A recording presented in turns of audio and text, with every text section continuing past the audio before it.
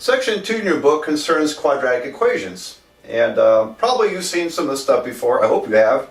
And so again, it's another one of these crash reviews of algebra you've probably learned before. I'm going to start off with a simple one. Solving x squared minus 7x plus 12 equals 0. And this one can be solved by factoring. It's one of the two reasons we learn to factor.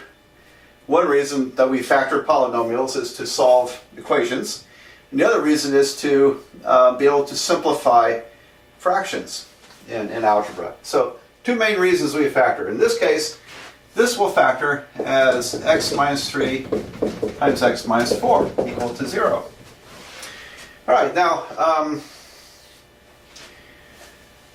you can check that by multiplying it back.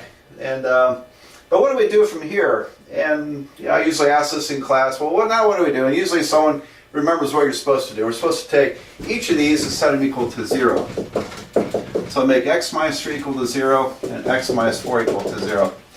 So if you're not sure why that works and why this gives us answers, it's because in order to multiply two numbers and get 0, at least one of them's got to be 0, doesn't it? Have you ever seen it any other way? When you multiply two numbers, you get 0, but both these are not 0? I have, but not in the real number system. In other kinds of algebra systems, that could happen. But in the real number system, it's a given. It's called the zero product property. And when you multiply two numbers to get 0, each one has to be 0. Or each one could be 0. Something like that. Anyway, solve this, add 3 to both sides, x equals to 3. Add 4 to both sides, x equal to 4. So there are two answers, positive 3 and 4. You could check it. Plug 3 in, I got 9 plus 12 is 21. 21 minus 21 is 0. I put 4 in, I got 16 plus 12 is 28. Minus 28 is 0. So it's rather easy to check. Actually, in these problems, usually if people get it factored correctly, they don't make any mistakes from there. So, check your factoring. You're probably okay.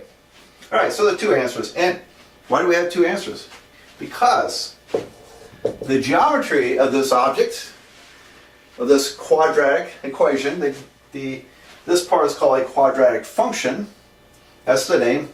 And the geometry is a parabola. And so our parabola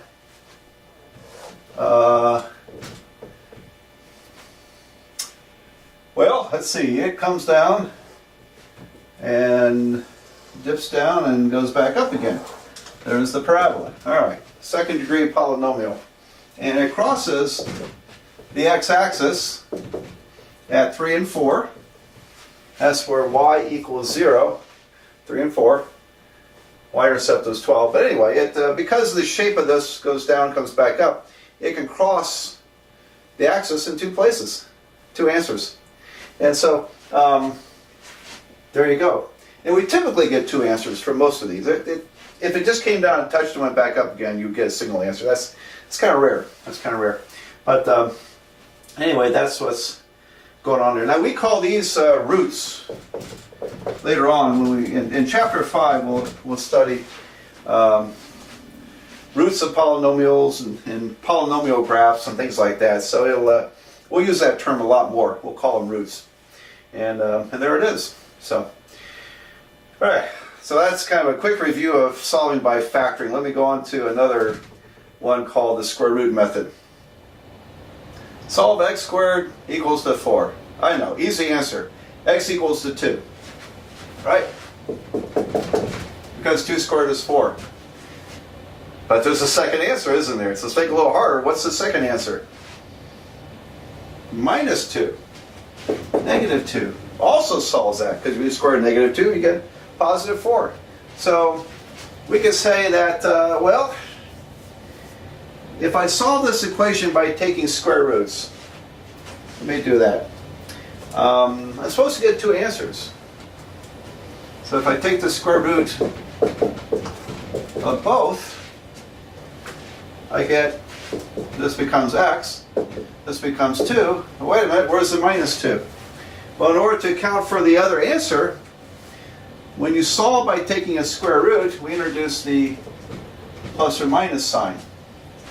So the square root method is taking the square root of both sides of the equation. It creates two answers, and we account for it by using the plus or minus sign. So this means that x is equal to 2 and negative 2. All right. And again, all these cases, you can check them. And when you square the negative, you get a positive. So you get positive and negative answers. Works that way all the time. Now, I'll give you a little bit deeper into this. Okay. The square root of x squared is actually not x. Did you know that? The square root of x squared doesn't mean that you just simply cancel the 2. It becomes the absolute value of x. Boy, why is that true? Well, because if you had the square root of negative 2 parentheses squared, when I square this, I get square root of 4, and the square root of 4 is equal to 2. However, if I canceled the exponent 2 with the square root, I will get negative 2. So, a little problem there. So, technically speaking, when you take the square root of x squared, you get the absolute value of x.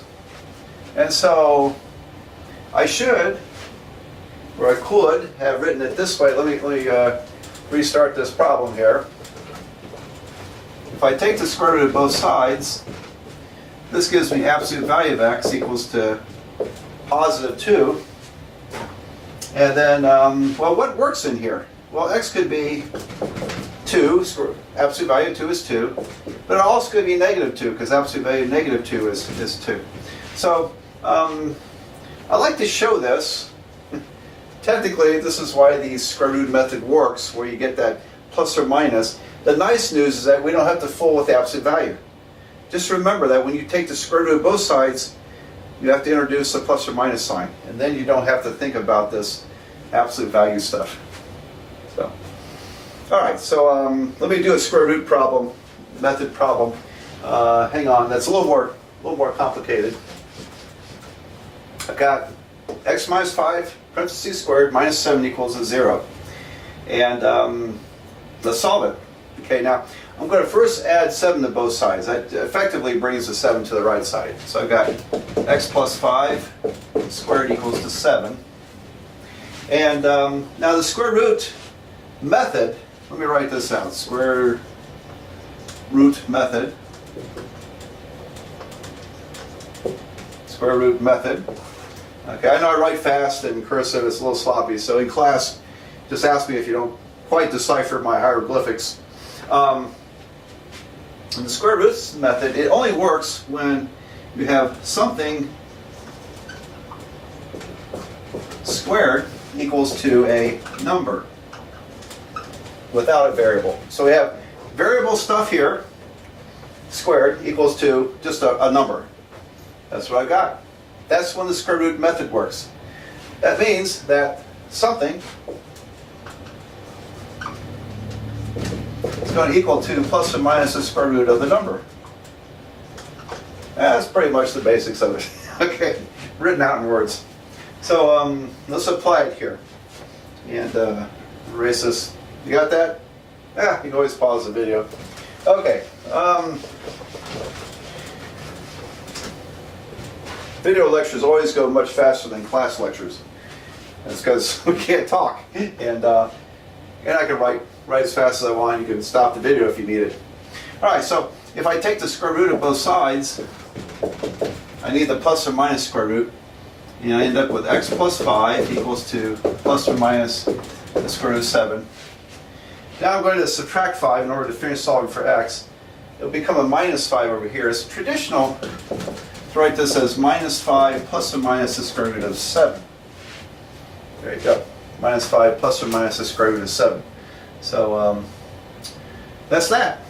Now, let's go ahead and calculate this. Just happen to find my handy calculator. So this is the exact answer to this problem. This I call the exact algebraic answer.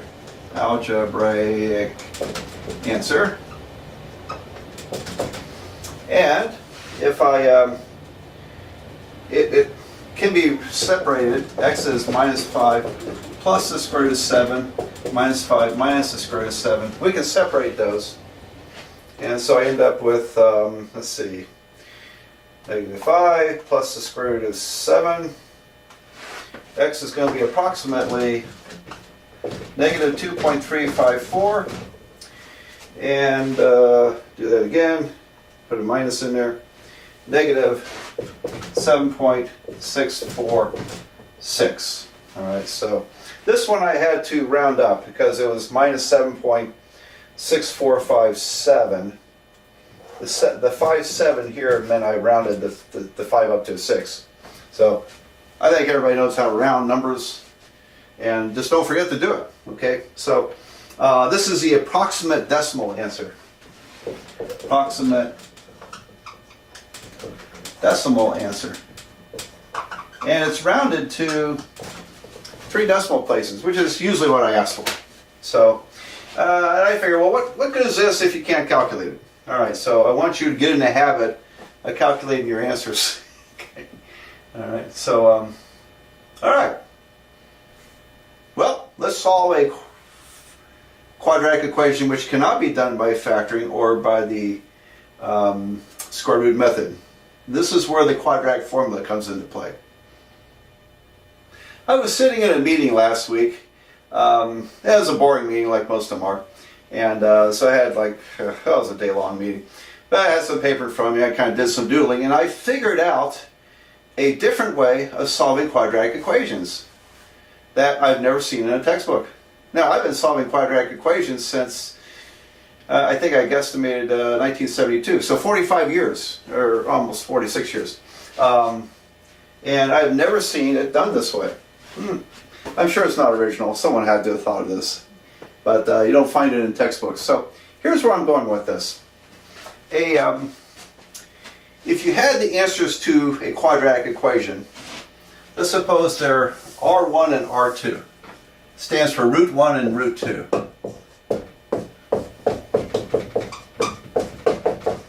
Now I'm deriving ultimately the quadratic formula. But I want you to pay attention because I think this is kind of clever. Alright, so if R1 was my first root, if I plug it in here I get 0 times something equals 0. That works. And my second root, R2, put it in here, you get something times 0 is 0. So R1 and R2 are the roots of the equation. Now, if you were to multiply this out, FOIL it out, you get x squared minus R1x minus R2x plus R1 R2 equals 0. Now I'm going to rearrange it a little slightly differently here. X squared minus parentheses R1 plus R2 times x plus R1 R2 equals to 0. Alright, so I haven't really done anything exotic here. I just multiplied it out. I know it looks kind of abstract with all those letters in it, but I factored x out here, and actually minus x times R1 plus R2. That's where that came from. Alright, now, let's suppose we knew what our answer should look like. Suppose that x, we knew in advance that x is going to be a plus the square root of b. And we could call that R1. Let me call it R1. But ultimately we call it x. I have never taught this before, so I haven't fully thought out all the really slick ways of teaching this. The second root, x would be, or R2 would be a minus the square root of b. So if I had advanced knowledge, and I do, that the answer looks like this, and we have a name for this in abstract algebra at the very high levels. It's appending a square root to the field of rational numbers. Has a name for it. R1 plus R2, if I add these together, the square roots cancel, I get 2a. So R1 plus R2 equals to 2 times a. Great. And let's see, the R1 times R2, when I multiply these,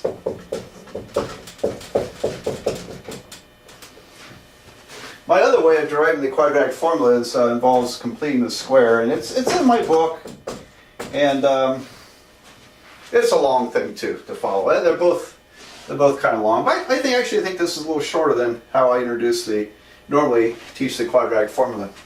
All right, so if I multiply this out, I'm going to get a squared, and then excuse me, minus ab, a squared root of b, plus a squared root of b. These two terms cancel, and then I get minus square root of b times the square root of b. The square roots cancel, I get minus b. Great. So, a will be r1 plus r2 divided by 2. B, if I add b and subtract r1 minus r1 r2, b would be a squared minus r1 r2. So I'll move that term over to the right, move this to the left. B equals to a squared minus r1 r2. All right, so, and remember, I'm going to erase this because I want to keep this on the board. You got all that down? Great. Hope you're following. This is kind of slick. My answers, these are my answers. So if I calculate a and b from these coefficients, then we can write out the answer. That's the idea. So I'll do an example next where that happens. And but that means that instead of r1, I'm going to call ax is equal to a plus the square root of b and a minus the square root of b. All right, so I'm going to erase this part. We got to remember that r1 plus r2 is the negative of this coefficient. Okay, so so hold that thought, and let me solve a problem. So here's the example I want to show you. Let's solve x squared plus 5x minus 7 equals 0. It won't take long to figure out that it cannot be solved by factoring, and the square root method doesn't work. But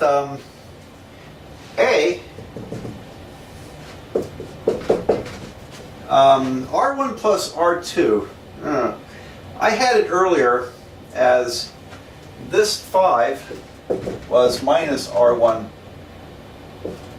plus r2. So a little tricky thing here, the negative sign.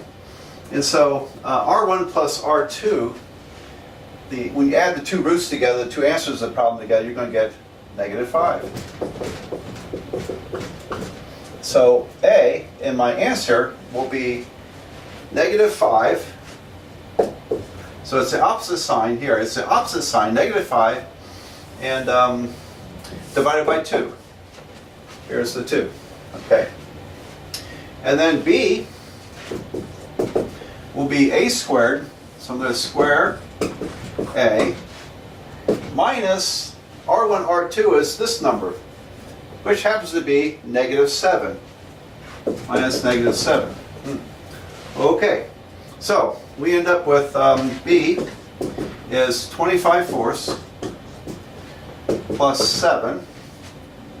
And we have to add the fractions here, so 7 is 28/4. That's 53/4. So now I can write my answer.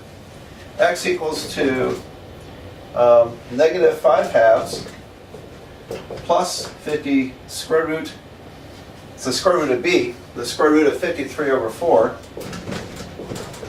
and negative 5/2 minus the square root of 53/4. So I just plugged the numbers in. I got a and b and I plugged them into here.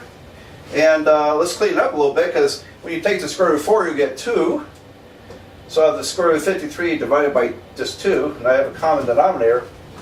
So x would be negative 5 in both places, plus and a minus, plus or minus the square root of 53, and everything is divided by 2. There we go. So I bet you've never seen it done that way before. We have been doing this 45 years, solving these problems for 45 years. I've never seen it done that way. So I came up with that last week. I thought it was kind of slick. And ultimately, I think you need to learn the quadratic formula, because even this takes a little bit of work. And so, yes, there is an easier way. So I'm going to now derive the quadratic formula, and I bet you will find this in a textbook. And so, because the standard thing people do is what I wrote in my textbook, how I derive the quadratic formula, how everybody derives the quadratic formula. So let me, I'm going to derive it this way. Solve. I'll be like Van and White. Solve 2x squared minus 4x minus 9 equal to 0. And use this as our template. A equals to 2. B is negative 4. And C is negative 9. So don't forget those negative signs when they're there. And if I plug it in, x will be minus b, that's minus of negative 4, plus or minus the square root of b squared, that's negative 4 squared minus 4 times a times c. And then all this mess is divided by 2 times a, 2 times 2. All right. So it's a bit of a mess. These negatives will cancel. And here I've got positive 16. And then, again, 2 negatives. This will be, 8 times 9 is 72. Plus 72 is 88. All right. So I end up with x equals to 4 plus or minus the square root of 88 over 4. All right. Now, we're not done with it, simplifying it, because we can simplify the square root of 88. And here's how it works. Square root of 88. You think, well, how can I factor this? And you're looking for a factor that's a perfect square. Perfect square is a number like 4 or 9 or 16 or 25. Somewhere you could take the square root and you get a whole number. Well, 88 is 4 times 22. Square root of 4 times the square root of 22. And we end up with, this simplifies, 2 times the square root of 22. Alright, so this is going to be x equals to 4 plus or minus 2 square roots of 22 divided by 4. Now then, now what? Well, you know, I can't just wipe off the 4's, because 4 is also dividing this part. And by the way, you can't divide that 4 into the square root of 88, because that's not a square root number. Okay, it won't happen. And so, but so far we're correct. And if I factor a 2 out, I have 2 plus or minus the square root of 22 divided by 4. And then the 2 cancels with the 4, like so. So now I can write the answer. And boy, let me find some room on this board. I guess I'll erase this stuff here.